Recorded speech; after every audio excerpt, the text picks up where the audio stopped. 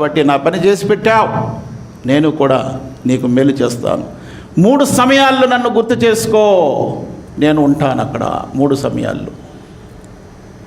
1, నువ్వు అల్లా మార్గంలో వెళ్ళేటప్పుడు నీ వెంట పడతాను, నిన్ను వెళ్ళకుండా చేస్తాను. నీ భార్య రూపంలో, నీ పిల్లల రూపంలో, నీ ఉద్యోగ రూపంలో, నీ వ్యాపారం రూపంలో, నీ సంపాదన రూపంలో, ఏదో ఒక రూపంలో నిన్ను అడ్డగిస్తాను. నన్ను గుర్తు చేసుకో. అప్పుడు 2, పరాయి స్త్రీతో ఒంటరిగా ఉన్నప్పుడు అక్కడ 3వ వాడిని నేను ఉంటాను, నన్ను గుర్తు చేసుకో. తప్పనిసరిగా పెద్ద పెద్ద ఆఫీసర్లు, పెద్ద పెద్ద ఆలింలు, పెద్ద పెద్ద పండితులు ఈ వలలో పడిపోయారు, మనం చూస్తూనే ఉంటాము.